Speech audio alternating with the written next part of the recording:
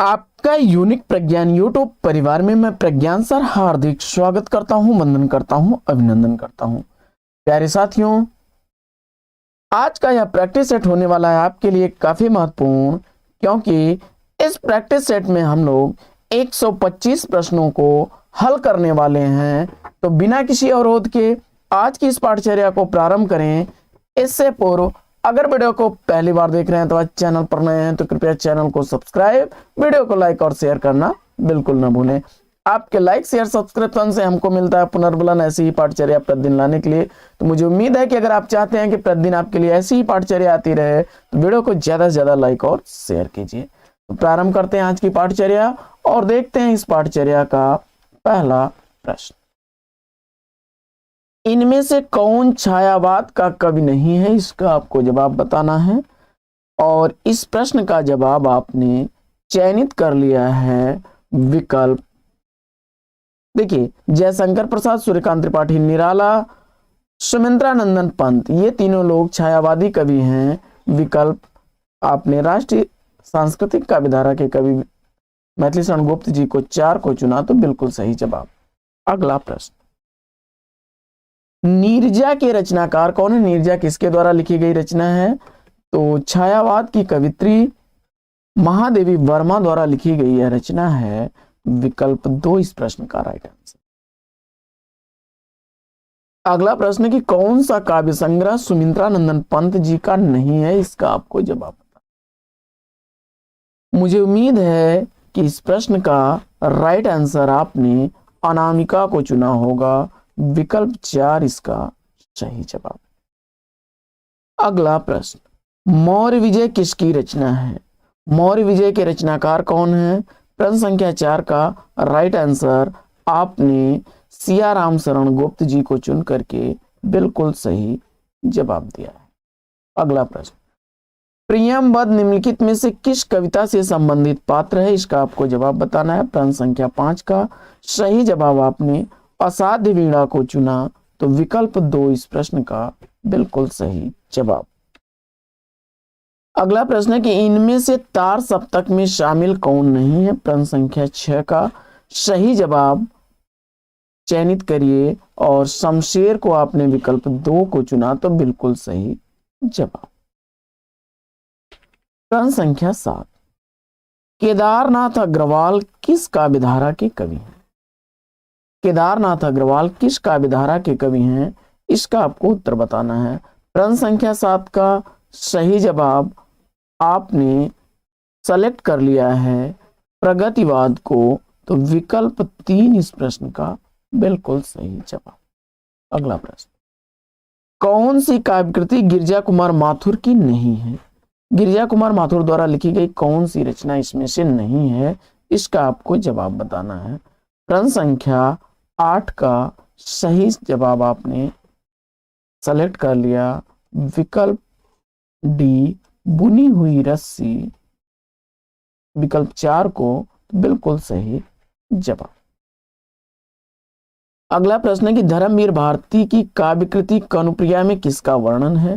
प्रश्न संख्या 9 का सही जवाब आपने राधा के नवीन रूप को चुना, तो विकल्प ए इस प्रश्न का बिल्कुल सही जवाब। विकल्प ए। अगला प्रश्न, सन 1951 ईस्वी में प्रकाशित दूसरे सप्तक में कौन सी कवित्री शामिल थी? और इस प्रश्न का जवाब आपने चुन लिया है शकुंतला माथुर को, तो बिल्कुल सही जवाब। तीसरे में थी कीर्ति और चौथे में थी सुमन राजे। तीसरे सप्तक की कवित्री कीर्ति चौधरी और चौथे की थी सुमन राजे। इस प्रश्न का सही जवाब विकल्प 3 हो जाएगा। अगला प्रश्न,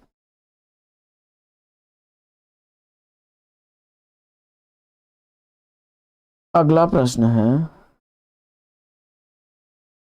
राष्ट्रगीत में भला कौन वह भारत भाग्य विधाता है, फटा सुथन्ना पहने जिसका गुण हर चरना गाता है।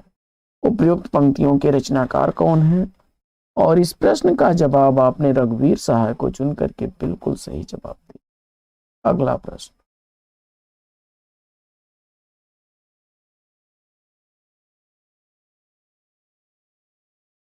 अगला प्रश्न है कि नरेश मेहता को ज्ञानपीठ पुरस्कार किस रचना के लिए प्राप्त हुआ था? नरेश मेहता को ज्ञानपीठ पुरस्कार किस रचना के लिए प्राप्त हुआ था? इस प्रश्न का जवाब आपने चयनित कर लिया है विकल्प 2 संपूर्ण रचनाक्रम के लिए, तो बिल्कुल सही जवाब। अगला प्रश्न, इनमें से कौन सी रचना पौराणिक कथा पर आधारित नहीं है? इनमें से कौन सी रचना पौराणिक कथा पर आधारित रचना नहीं है? इसका आपको उत्तर बताना है। प्रश्न संख्या 14 का सही जवाब आपने अमन राग को चुना, तो बिल्कुल सही जवाब विकल्प 4। अगला प्रश्न है कि तोड़ने ही होंगे मठ और गढ़ सब किसकी पंक्तियां हैं? तोड़ने ही होंगे मठ और गढ़ सब, इन पंक्तियों के रचनाकार कौन हैं? प्रश्न संख्या 14 का सही जवाब आपने गजानन माधव मुक्तिबोध को चुना, गजानन माधव मुक्तिबोध को, तो बिल्कुल सही जवाब। अगला प्रश्न, इनमें से कौन सी रचना कुंवर नारायण की है? प्रश्न संख्या 15 का सही जवाब आपने चुन लिया है बाज श्रवा के बहाने, विकल्प 2 को, तो राइट आंसर है। ये मंगलेश डबराल की रचना है। अगला प्रश्न, चांद का मुंह टेढ़ा के रचयिता कौन है? चांद का मुंह टेढ़ा कृति का रचनाकार आपको बताना है और जवाब में आपने गजानन माधव मुक्तिबोध को चुना, तो विकल्प 2 इस प्रश्न का राइट आंसर। अगला प्रश्न, कुआनो नदी कविता संग्रह के रचनाकार कौन? कुआनो नदी कविता संग्रह का रचनाकार आपने सर्वेश्वर दयाल सक्सेना को चुना, विकल्प 4 बिल्कुल सही जवाब। अगला प्रश्न है, यह गेय की रचना है, तो देखिए हुंकार, कुरुक्षेत्र, रश्मिरथी, ये सब रचनाएं तो दिनकर की हैं। विकल्प 2 का चयन आपने किया हरी घास पर क्षण भर, तो बिल्कुल राइट आंसर। अगला प्रश्न, आंगन के पार द्वार किसकी रचना है? आंगन के पार द्वार कृति का रचनाकार आपने चयनित कर लिया अज्ञेय जी को, तो बिल्कुल सही जवाब। अगला प्रश्न है कि सतपुड़ा के जंगल किसकी रचना है? सतपुड़ा के जंगल कृति का रचनाकार आपने चयनित किया है भवानी प्रसाद मिश्र जी को, तो विकल्प 1 इस प्रश्न का बिल्कुल सही जवाब। अगला प्रश्न है कि जी हां हुजूर मैं गीत बेचता हूं, किसकी पंक्तियां हैं? जी हां हुजूर मैं गीत बेचता हूं, इन पंक्तियों का रचनाकार आपने भवानी प्रसाद मिश्र को चुना, विकल्प 3 इस प्रश्न का बिल्कुल सही जवाब। अगला प्रश्न है कि असाध्य वीणा किसकी रचना है? असाध्य वीणा कृति का रचनाकार आपको बताना है। प्रश्न संख्या 22 का सही जवाब आपने सेलेक्ट कर लिया है अज्ञेय को, तो विकल्प 1 इस प्रश्न का बिल्कुल सही जवाब। अगला प्रश्न, कविता की तीसरी आंख के रचनाकार कौन है? कविता की तीसरी आंख कृति का रचनाकार कौन है? और जवाब में आपने प्रभाकर श्रोत्रिय विकल्प 3 को चुना, तो बिल्कुल सही जवाब। अगला प्रश्न, अगला प्रश्न है कि निम्नलिखित लेखकों में से व्यंग्यकार कौन है? निम्नलिखित लेखकों में से व्यंग्यकार के रूप में कौन प्रसिद्ध हैं? और इस प्रश्न का जवाब आपने बेढक बनारसी को चुना, बिल्कुल सही जवाब। अगला प्रश्न है कि मंगलेश डबराल की रचना इसमें से कौन सी है? मंगलेश डबराल की रचना आपको बताना है और इस प्रश्न का जवाब आपने चयनित कर लिया पहाड़ पर लालटेन विकल्प बी को, बिल्कुल सही जवाब। अगला प्रश्न है कि मगध कविता संग्रह के रचनाकार कौन है? मगध कविता संग्रह का रचनाकार आपने सेलेक्ट किया है श्रीकांत वर्मा को, तो विकल्प 2 इस प्रश्न का बिल्कुल सही जवाब। अगला प्रश्न है कि आत्मजयी किसकी रचना है? आत्मजयी का रचनाकार आपने किसको चुना? कुंवर नारायण को, तो विकल्प 3 इस प्रश्न का बिल्कुल सही जवाब। अगला प्रश्न है कि लाल पसीना उपन्यास के लेखक कौन है? लाल पसीना उपन्यास का लेखक आपको बताना है। प्रश्न संख्या 28 का सही जवाब आपने विकल्प चयनित कर लिया है, अभिमन्यु अनंत को। ये प्रवासी साहित्यकार हैं, तो विकल्प 2 इस प्रश्न का राइट आंसर। अगला प्रश्न है कि कालीचरण किस उपन्यास का पात्र है? कालीचरण फणीश्वरनाथ रेणु द्वारा लिखे गए मैला आंचल उपन्यास का पात्र है। अगला प्रश्न है कि शेखर एक जीवनी उपन्यास की स्त्री पात्र कौन है? शेखर एक जीवनी अज्ञे द्वारा लिखा गया उपन्यास है जिसमें शशि और सरस्वती प्रमुख पात्रों में हैं। विकल्प 4 इसका राइट आंसर है। अगला प्रश्न है कि नाच्यों बहुत गोपाल उपन्यास की नायिका कौन है? नाच्यों बहुत गोपाल इस उपन्यास की नायिका निर्गुनिया है। विकल्प 3 इस प्रश्न का राइट आंसर है। अगला प्रश्न है कि शिवपूजन सहाय का एकमात्र उपन्यास कौन सा है?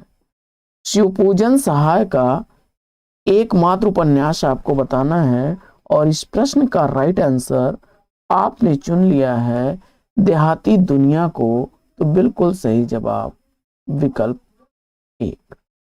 अगला प्रश्न, यह पथ बंधु था उपन्यास के लेखक कौन है? यह पथ बंधु था, यह उपन्यास किसके द्वारा लिखा गया उपन्यास है? जवाब में आपने सेलेक्ट कर लिया नरेश मेहता को, तो विकल्प इसका 1 राइट आंसर हो जाएगा। अगला प्रश्न, मृणाल किस उपन्यास का प्रमुख पात्र है? प्रश्न संख्या 34 का सही जवाब आपने चुन लिया है। प्रश्न संख्या 34 का राइट आंसर क्या चुना आपने? विकल्प 3 त्याग पत्र को, तो बिल्कुल सही जवाब। अगला प्रश्न,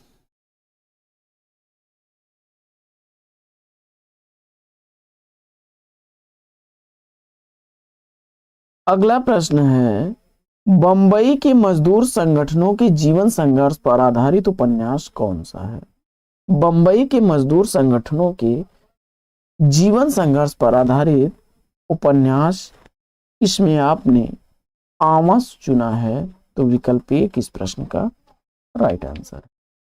अगला प्रश्न है कि महिला पुलिस कर्मियों के जीवन पर आधारित उपन्यास कौन सा?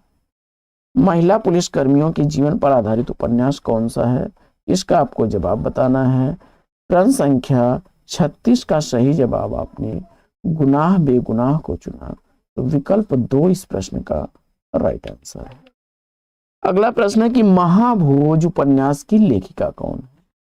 महाभोज काफी चर्चित उपन्यास है, मन्नू भंडारी द्वारा लिखा गया। विकल्प 3 इस प्रश्न का राइट आंसर है। अगला प्रश्न,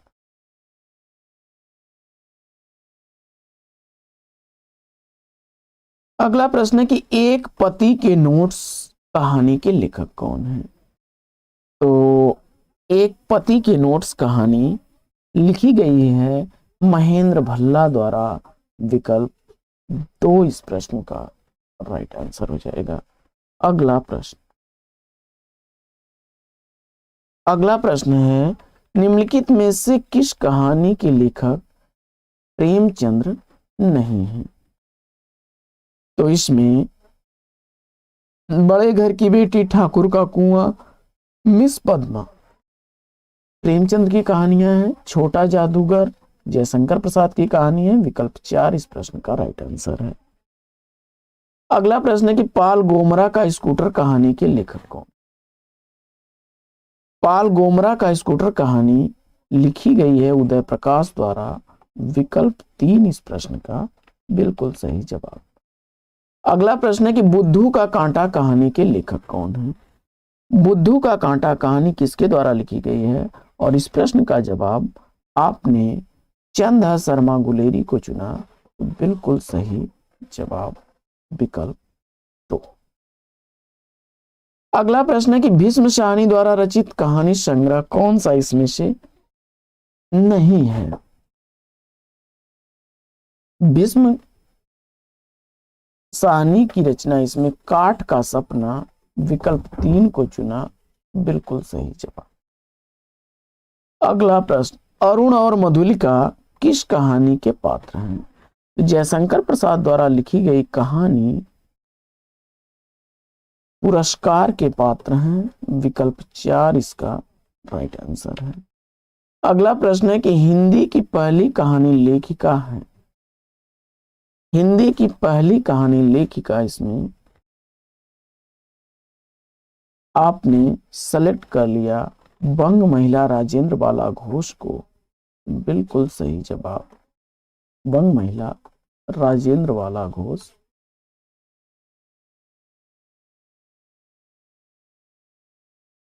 अगला प्रश्न, राजा निर्बंसिया कहानी के लेखक कौन है? जवाब में आपने कमलेश्वर को चुना, बिल्कुल सही जवाब। अगला प्रश्न है कि प्रेरणा नामक कहानी किसके द्वारा लिखी गई है?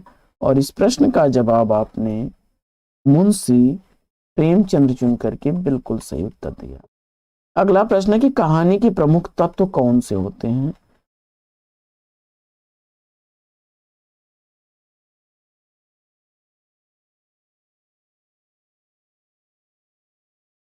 तो इसमें से आपने पात्र को चुना, तो बिल्कुल सही जवाब विकल्प 2। जैनेन्द्र कुमार द्वारा रचित कहानी संग्रह कौन सा नहीं है? जैनेन्द्र द्वारा लिखा गया कहानी संग्रह इसमें से कौन सा नहीं है? इसमें इंसान के खंडहर, विकल्प 1 को चयनित करके आपने बिल्कुल सही जवाब दिया। अगला प्रश्न है कि निम्नलिखित में से कौन सी रचना अमरकांत की है?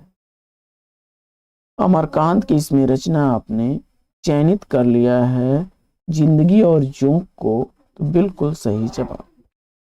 अगला प्रश्न है कि इनमें से नई कहानी आंदोलन के साथ कौन कहानीकार नहीं जुड़ा था?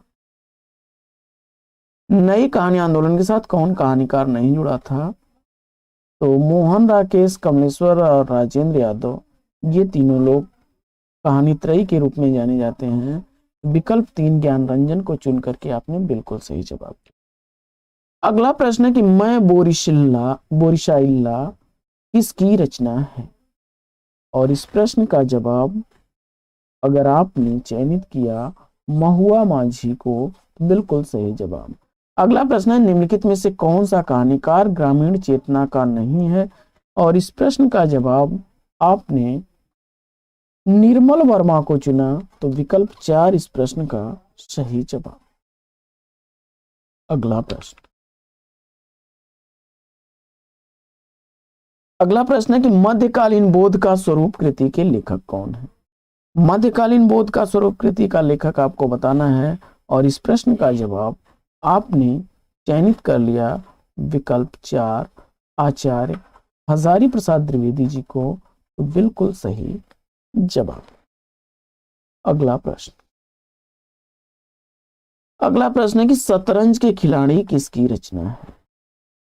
शतरंज के खिलाड़ी किसकी रचना है, इसका आपको जवाब बताना है। प्रश्न संख्या 54 का सही उत्तर आपने अगर चयनित कर लिया है विकल्प 4 मुंशी प्रेमचंद्र को, तो राइट आंसर के साथ है। अगला प्रश्न है कि सिक्का बदल गया किसकी कहानी है? सिक्का बदल गया यह कहानी किसकी है? और इस प्रश्न का जवाब आपने चयनित कर लिया विकल्प 2 कृष्णा सोबती की, तो बिल्कुल सही जवाब। अगला प्रश्न, रस मीमांसा नामक आलोचना पुस्तिका के लेखक कौन है? रस मीमांसा नामक आलोचना पुस्तिका लिखी गई है आचार्य रामचंद्र शुक्ल द्वारा। विकल्प 3 इसका राइट आंसर है।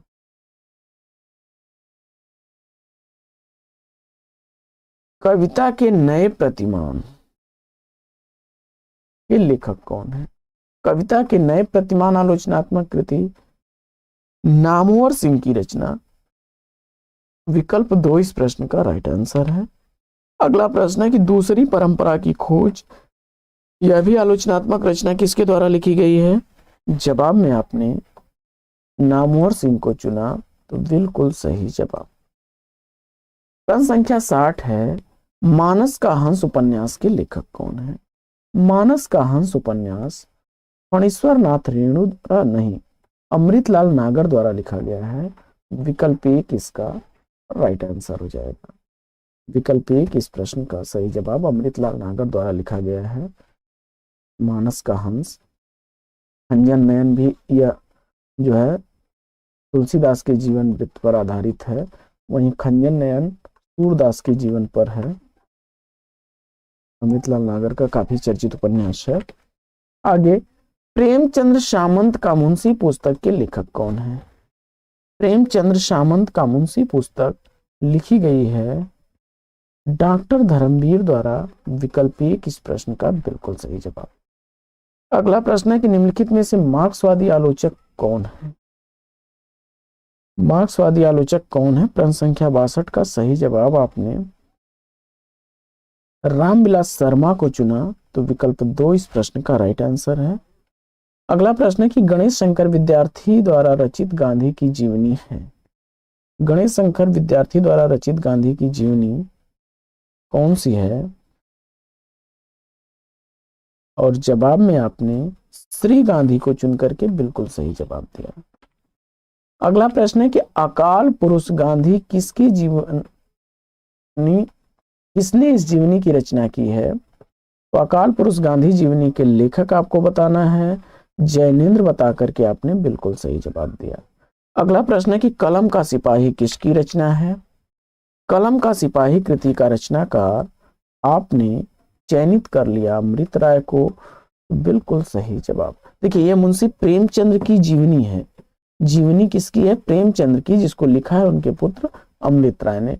वहीं प्रेमचंद्र घर में है, इनकी पत्नी शिवरानी देवी द्वारा लिखी गई है, और कलम का मजदूर गोपाल राम द्वारा लिखी गई है।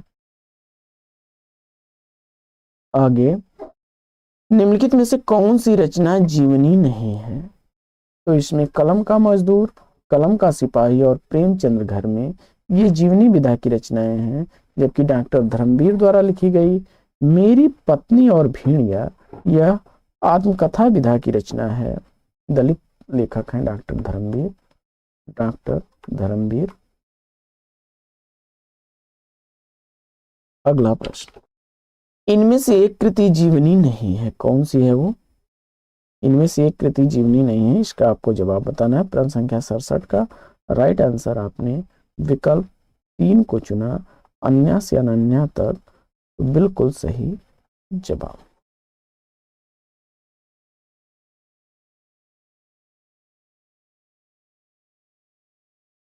बढ़ते हैं आगे। अर्धकथानक है। अर्धकथानक किस विधा की रचना है? इसका आपको जवाब बताना है। अर्धकथानक किस विधा की रचना है? जवाब में आपने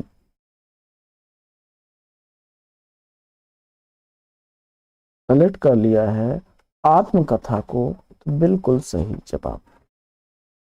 अगला प्रश्न, मेरी जीवन यात्रा आत्मकथा किसके द्वारा लिखी गई है? किसकी आत्मकथा है? इसका आपको जवाब बताना है। मेरी जीवन यात्रा के लेखक राहुल सांकृत्यायन है। विकल्प 3 इसका राइट आंसर। अगला प्रश्न है कि यादों की बारात किसकी आत्मकथा है? यादों की बारात आत्मकथा का रचनाकार आपने जोश मलिहाबादी को चुना, तो विकल्प 3 इस प्रश्न का राइट आंसर है। अगला प्रश्न है कि गालिब छूट गई शराब किसकी आत्मकथा है? गालिब छूट गई शराब, यह आत्मकथा लिखी गई है रविंद्र कालिया द्वारा। विकल्प 4 इस प्रश्न का सही जवाब। अगला प्रश्न है कि नेताजी सुभाष चंद्र बोस द्वारा लिखी गई आत्मकथा का नाम क्या है?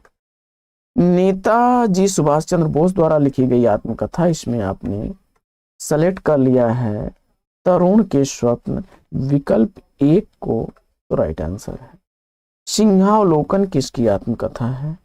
सिंहावलोकन आत्मकथा का रचनाकार आपने चयनित कर लिया है यशपाल को, तो बिल्कुल सही जवाब विकल्प 2। अगला प्रश्न है कि कस्तूरी कुंडल बसे आत्मकथा के लेखक कौन है? कस्तूरी कुंडल बसे यह आत्मकथा लिखी गई है मैत्रेयी पुष्पा द्वारा, विकल्प 2 इस प्रश्न का सही जवाब। अगला प्रश्न है कि माटी की मूर्तें किस विधा की रचना है? माटी की मूर्तें किस विधा की रचना है, इसका आपको जवाब बताना। प्रश्न संख्या 75 का सही जवाब आपने संस्मरण को चुना, बिल्कुल सही जवाब। अगला प्रश्न, जंगल के जीव कृति के लेखक कौन है? जंगल के जीव रचना लिखी गई है श्री राम शर्मा द्वारा, विकल्प 2 इस प्रश्न का राइट आंसर है। अगला प्रश्न है कि गेहूं और गुलाब किस विधा की रचना है? तो जवाब हो जाएगा इसमें से कोई नहीं, विकल्प डी। अगला प्रश्न, निम्नलिखित में से कौन सा रेखा चित्र महादेवी वर्मा का नहीं है? तो महादेवी वर्मा का रेखा चित्र इसमें कौन सा नहीं है? जवाब में आपने मंटू मेरा दुश्मन, विकल्प 4 को चुना, बिल्कुल सही जवाब। अगला प्रश्न है कि तिरस्कृत किसकी आत्मकथा है? प्रश्न संख्या 79 का राइट आंसर आपने सूरजपाल चौहान को चुना, तो विकल्प 4 इस प्रश्न का राइट आंसर है। अगला प्रश्न है कि भारतेंदु ने यात्रा वृत्त संबंधी कौन सी रचना लिखी है? प्रश्न संख्या 80 का सही जवाब गंगा पार की यात्रा, विकल्प 4 को आपने चुना, बिल्कुल सही जवाब। क्षमा करें, सरयू पार की यात्रा है, विकल्प 4 इसका राइट आंसर है।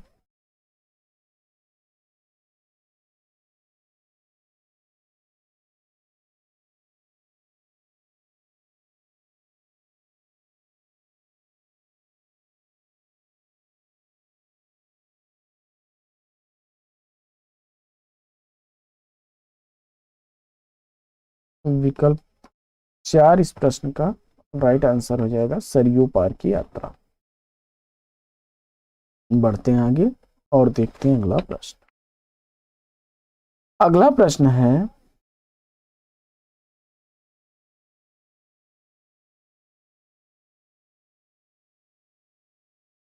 लोहे की दीवार के दोनों ओर किसकी कृति है?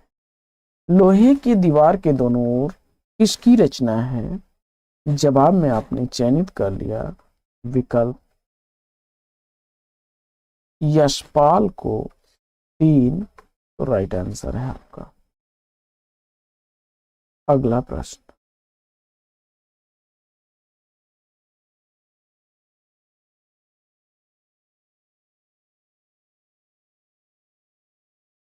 अगला प्रश्न बढ़ते हैं और देखते हैं प्रश्न संख्या 82 कि एक बूंद सहसा उछली किस विधा की रचना है? एक बूंद सहसा उछली किस विधा की रचना है, इसका आपको जवाब बताना है। और इस प्रश्न का जवाब आपने यात्रा साहित्य चुन करके बिल्कुल सही उत्तर दिया है। बढ़ते हैं अगले प्रश्न की तरफ।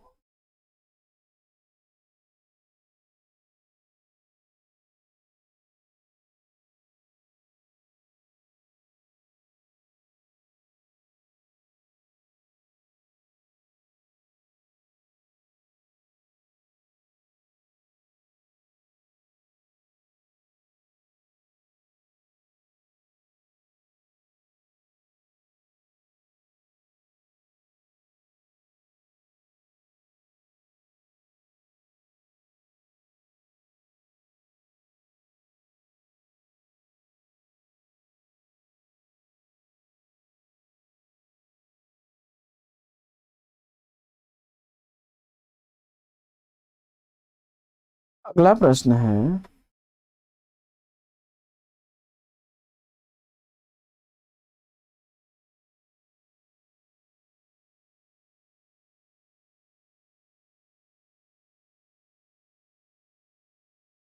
क्षमा करें,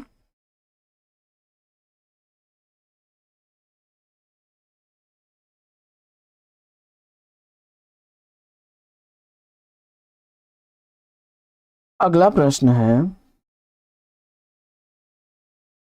अथातो घुमक्कड़ जिज्ञासा किस विधा की रचना है? अथातो घुमक्कड़ जिज्ञासा किस विधा की रचना है? और प्रश्न संख्या 83 का सही जवाब आपने चयनित कर लिया है, यात्रा वृतांत, विकल्प 3 को राइट आंसर है आपका। अगला प्रश्न है कि दंडी के काव्यशास्त्री ग्रंथ का नाम क्या है? आचार्य दंडी के काव्यशास्त्री ग्रंथ का नाम आपको बताना है। प्रश्न संख्या 84 का सही जवाब आपने विकल्प 3 काव्यादर्श को चुना है, बिल्कुल सही जवाब विकल्प 3। अगला प्रश्न है कि शब्द की वह शक्ति जिससे वाच्यार्थ प्रकट होता है क्या कहलाती है?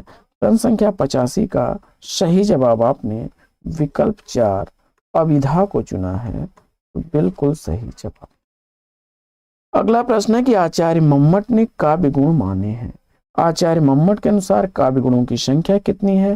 प्रश्न संख्या 86 का राइट आंसर आपने सेलेक्ट कर लिया है 3, तो बिल्कुल सही जवाब। अगला प्रश्न है कि शब्दार्थो सहितौ काव्यम परिभाषा किसके द्वारा दी गई है? शब्दार्थो सहितौ काव्यम, यह उक्ति जो है आचार्य भामह की है, विकल्प 3 इस प्रश्न का राइट आंसर। अगला प्रश्न है कि दृश्य काव्य की विधा क्या है? दृश्य काव्य की विधा नाटक है, विकल्प 1 इस प्रश्न का राइट आंसर है। अगला प्रश्न है कि अनुभवों के कितने भेद होते हैं? अनुभवों के भेदों की संख्या है 2। अगला प्रश्न, भरत मुनि ने रस सूत्र का विवेचन अपने किस ग्रंथ में किया? और आपने इस प्रश्न का जवाब सेलेक्ट कर लिया नाट्यशास्त्र, तो बिल्कुल सही जवाब। अगला प्रश्न है कि भरत मुनि के सूत्र व्याख्याता भट्टनायक के सिद्धांत का नाम क्या है? और इस प्रश्न का जवाब आपने भुक्तिवाद चुन करके बिल्कुल सही जवाब दिया। अगला प्रश्न है कि अनुमितिवाद के प्रतिष्ठाता कौन है? अनुमितिवाद के प्रतिष्ठाता के रूप में आपने शंकुक को चुना है, तो विकल्प 3 इस प्रश्न का राइट आंसर। अगला प्रश्न है कि इनमें से कौन सा रस सूत्र के व्याख्याता नहीं है? इनमें से कौन रस सूत्र के व्याख्याता नहीं है, इसका आपको जवाब बताना है। और इस प्रश्न का जवाब आपने चयनित कर लिया है आचार्य वामन को, तो बिल्कुल सही जवाब। अगला प्रश्न, वैदग्धा भंगी भणित, वैदग्धा भंगी भणित किसका सूत्र है? और इस प्रश्न का जवाब आपने चयनित कर लिया है आचार्य कुंतक को, तो विकल्प 1 इसका सही जवाब। अगला प्रश्न है कि काव्यालंकार किसकी रचना है? काव्यालंकार कृति के रचनाकार कौन है? और इस प्रश्न का जवाब आपने सेलेक्ट कर लिया आचार्य भामह को, बिल्कुल सही जवाब। अगला प्रश्न है कि इनमें से कौन सी बोली राजस्थानी से संबद्ध नहीं है? और इस प्रश्न का जवाब आपने विकल्प 4 को चयनित किया, मगही को, बिल्कुल सही जवाब। अगला प्रश्न है कि वर्तमान हिंदी किस लिपि में लिखी जाती है? वर्तमान हिंदी किस लिपि में लिखी जाती है, इसका आपको जवाब बताना है। इस प्रश्न का जवाब आपने सेलेक्ट कर लिया देवनागरी लिपि, विकल्प 4 को, तो राइट आंसर के साथ है। अगला प्रश्न है कि निम्नलिखित में से पश्चिमी हिंदी की बोली कौन सी नहीं है? तो मैथिली, मगही, भोजपुरी, ये बिहारी हिंदी की बोलियां हैं, विकल्प 4 इस प्रश्न का राइट आंसर हो जाएगा। कन्नौजी, ब्रजभाषा, बुंदेली, ये सब पश्चिमी हिंदी की बोलियां हैं। आंखें निम्नलिखित में से कौन सा सर्वनाम पद है, चिन्हित कीजिए।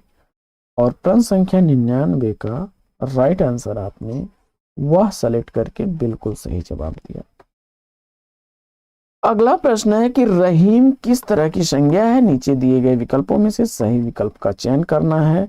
जवाब में आपने व्यक्तिवाचक चुन करके विकल्प एक बिल्कुल सही जवाब दिया। अगला प्रश्न है कि निम्नलिखित में से कौन सा शब्द स्त्रीलिंग नहीं है, स्त्रीलिंग शब्द इसमें से कौन सा नहीं है। जवाब में आपने निराला को चुना, विकल्प 4 बिल्कुल सही जवाब। अगला प्रश्न है कि निम्नलिखित में से पुल्लिंग शब्द कौन सा नहीं है, कौन सा शब्द इसमें से पुल्लिंग नहीं है। और जवाब में आपने नकल चुना, विकल्प 3 को राइट आंसर है। कवि शब्द का स्त्रीलिंग आपको बताना है, कवि शब्द का स्त्रीलिंग क्या बनेगा। और जवाब में आपने कवि शब्द का स्त्रीलिंग कवियत्री को चुना, तो विकल्प 3 इसका राइट आंसर है। अगला प्रश्न है कि ऋषि का स्त्रीलिंग क्या होगा। ऋषि शब्द का स्त्रीलिंग आपने चयनित कर लिया है, विकल्प 3 ऋषिका को, तो विकल्प 3 इस प्रश्न का राइट आंसर है। अगला प्रश्न है कि रामचरितमानस के ज्ञानदीप प्रसंग किस कांड में वर्णित है। और इस प्रश्न का जवाब आपने विकल्प 1 उत्तर कांड को चुना, तो बिल्कुल सही जवाब। अगला प्रश्न है कि रामचरितमानस से किस संवाद का संबंध नहीं है। और इस प्रश्न का जवाब आपने चयनित कर लिया है राम सीता संवाद, विकल्प 3 को राइट आंसर है। अगला प्रश्न है कि अंगद पैज की रचना किसने की है। अंगद पैज के रचनाकार के रूप में आपने चयनित किया ईश्वर दास को, विकल्प 3 इस प्रश्न का राइट आंसर है। अगला प्रश्न है कि नाभा दास द्वारा लिखा गया भक्तमाल की भाषा क्या है। नाभा दास द्वारा लिखा गया जो भक्तमाल है उसकी भाषा आपने ब्रज भाषा चुना, विकल्प 2 को राइट आंसर है आपका। अगला प्रश्न है कि अवधी एवं ब्रज भाषा दोनों में रचना करने वाले कवि कौन हैं। और इस प्रश्न का जवाब आपने चयनित कर लिया, विकल्प 2 तुलसीदास को, बिल्कुल सही जवाब। अगला प्रश्न है कि तुलसी कृत कृष्ण काव्य कौन सा है। तुलसीदास द्वारा लिखा गया कृष्ण काव्य बताना है आपको। और इस प्रश्न का जवाब आपने कृष्ण गीतावली, विकल्प 4 को चुना, तो बिल्कुल सही जवाब। अगला प्रश्न है कि बरवय रामायण किसकी रचना है। बरवय रामायण का रचनाकार कौन है। जवाब में आपने तुलसीदास को चुना, तो बिल्कुल सही जवाब। अगला प्रश्न है कि कबीर कानी राखी नहीं अवर्ण आश्रम खट दर्शनी किसने कहा है। और इस प्रश्न का जवाब आपने चयनित कर लिया नाभा दास को, तो विकल्प 3 इस प्रश्न का राइट आंसर। अगला प्रश्न, अगला प्रश्न है कि विज्ञान गीता की रचना किसने की है। विज्ञान गीता का रचनाकार आपने चुन लिया है केशव दास को, तो विकल्प 3 इस प्रश्न का राइट आंसर है। सुदामा चरित किसकी रचना है। इस प्रश्न का जवाब आपने चयनित कर लिया है, विकल्प 4 नरोत्तम दास को, इसमें तो राइट आंसर है। अगला प्रश्न, सूरदास की अधिकतर रचनाएं किस भाषा में हैं। तो सूरदास की अधिकतर रचनाएं ब्रज भाषा में हैं, विकल्प 3 इसका राइट आंसर। अगला प्रश्न है कि कृष्ण काव्य का अधिकांश साहित्य मुख्यतः किस भाषा में है। और इस प्रश्न का जवाब आपने सेलेक्ट कर लिया ब्रज भाषा, विकल्प 1 को, तो राइट आंसर है आपका। अगला प्रश्न है निम्नलिखित में से अष्टछाप के एक कवि हैं।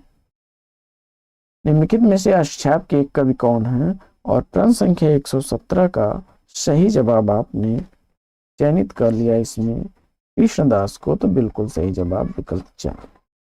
अगला प्रश्न, भ्रमर गीत का वैशिष्ट्य क्या है। भ्रमर गीत का वैशिष्ट्य क्या है। और इस प्रश्न का जवाब आपने उपालंब काव्य में उद्धव गोपी संवाद, तो बिल्कुल सही जवाब। अगला प्रश्न, अगला प्रश्न है कि किस कवि की कृति को छायावाद का घोषणा पत्र कहा जाता है। प्रश्न संख्या 119 का राइट आंसर आपने विकल्प एक को चयनित किया, सुमिंद्रानंदन पंत को, पल्लव को, तो विकल्प एक इसका राइट आंसर है। अगला प्रश्न है कि आधुनिक काल के तीसरे उत्थान के प्रमुख साहित्यिक प्रवृत्ति क्या रही है, और इस प्रश्न का जवाब आपने छायावाद चुन करके बिल्कुल सही जवाब दिया। अगला प्रश्न है कि भारत भारती के रचनाकार कौन है, तो मैथिली शरण गुप्त की 1912 ईस्वी की लिखी गई यह रचना, जिससे प्रभावित होकर महात्मा गांधी ने इन्हें राष्ट्र कवि की संज्ञा दी थी। विकल्प एक इस प्रश्न का राइट आंसर हो जाएगा। अगला प्रश्न है कि खड़ी बोली का प्रथम महाकाव्य कौन सा है, और इस प्रश्न का जवाब अयोध्या सिंह उपाध्याय हरिऔध के प्रिय प्रवास को चुना आपने, तो बिल्कुल सही जवाब। अगला प्रश्न है कि अग्निपथ के पार चंदन चांदनी का देश किसकी पंक्तियां हैं, और इस प्रश्न का जवाब आपने महादेवी वर्मा को चुना, तो विकल्प दो इस प्रश्न का बिल्कुल सही जवाब। अगला प्रश्न है कि परिमल किसकी रचना है। परिमल का रचनाकार आपने सूर्यकांत त्रिपाठी निराला को चुना, बिल्कुल सही जवाब। अगला प्रश्न, कौन सा काव्य संग्रह सुमिंद्रानंदन पंत का नहीं है, और जवाब में आपने अनामिका को चुन लिया, बिल्कुल सही जवाब। तो साथियों, आज की यह पाठचर्या आपको कैसी लगी कमेंट्स करके जरूर बताइएगा। तो आज की इस पाठचर्या में ले लेते हैं यहीं पर विराम, फिर मिलेंगे आपसे अगले वीडियो में एक नए प्रश्न, एक नए टॉपिक, एक नए अंदाज में। तब तक के लिए लेंगे आपसे विदा। आपका जीवन मंगलमय हो। वेस्ट विशेष बेस्ट ऑफ लक। जय हिंद साथियों।